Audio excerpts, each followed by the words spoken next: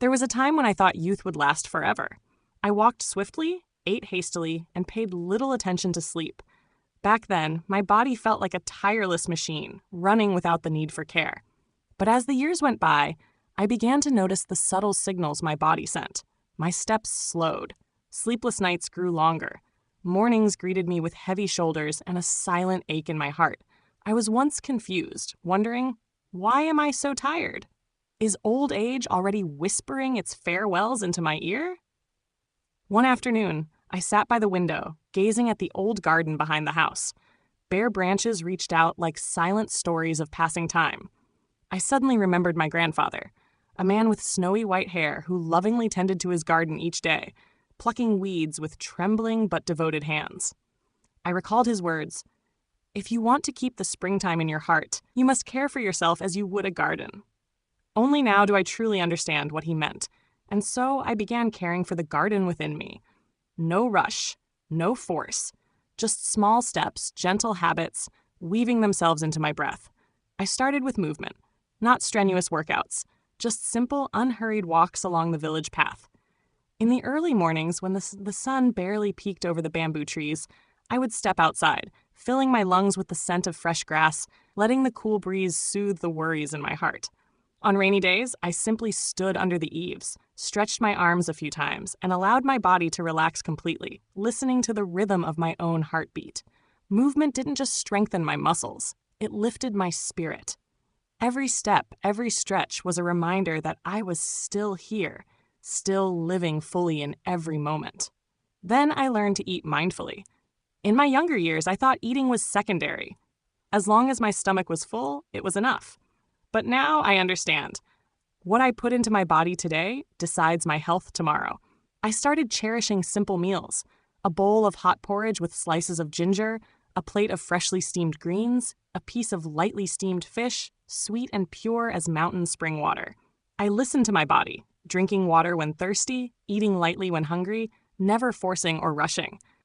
I also learned to feel gratitude for every meal, whether it was a ripe banana or a bowl of vegetable soup. Sometimes I even planted small patches of vegetables behind the house. Rows of green mustard leaves and juicy tomatoes felt like tiny gifts from the earth. Every harvest filled my heart with a joy as fresh as the morning sun. Then came perhaps the most important change, learning how to sleep again. In the past, I thought sleep was natural, something that would simply happen. But when sleepless nights came, I realized sleep is the most miraculous medicine for old age. I changed the way I prepared for sleep. No more late nights scrolling through my phone. No more lying awake worrying about things beyond my control. I let my mind settle like a quiet lake under the moonlight. Some evenings, I would sit under the porch, listening to the soft chirping of crickets, the wind brushing through the bamboo leaves like a lullaby. I also learned to let go of what I could not change. Instead of tossing and turning, I closed my eyes and whispered in my heart, "Everything will be all right. I have done my best." And slowly sleep would return, gentle as an old friend. Day by day, these small habits wove a new life for me. I no longer felt like I was fighting against old age. I was living alongside it, blending into the slow, rich rhythm of life. Every morning when I woke up, I felt grateful for another day. I stepped outside, touched the dew-kissed petals, filled my chest with the earthy scent of the ground, and smiled at myself in the mirror, even though my hair had turned silver, even though my steps had grown slower. Because I knew, true health isn't just about muscles or appearance. It is about the balance between body and soul. It is about loving each breath, cherishing every heartbeat, treasuring every small gift that life offers. Once, an old friend visited me. Looking at me, he asked in surprise, "How do you stay so vibrant at your age?" I simply smiled and said gently, "The secret? Every day, I move a little, eat a little better, and sleep a little deeper. Just a little, but it keeps the spring alive in my heart." My friend laughed, his eyes sparkling like they did in our younger days. At this point in my life, I no longer wish for grand things.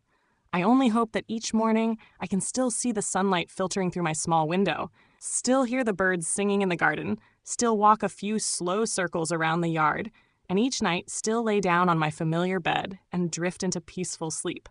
My dear friend, no matter how old you are, please remember, your body and soul are the most precious gifts you have. Treat them kindly, move gently, eat warmly, sleep tenderly, and age will become just a number.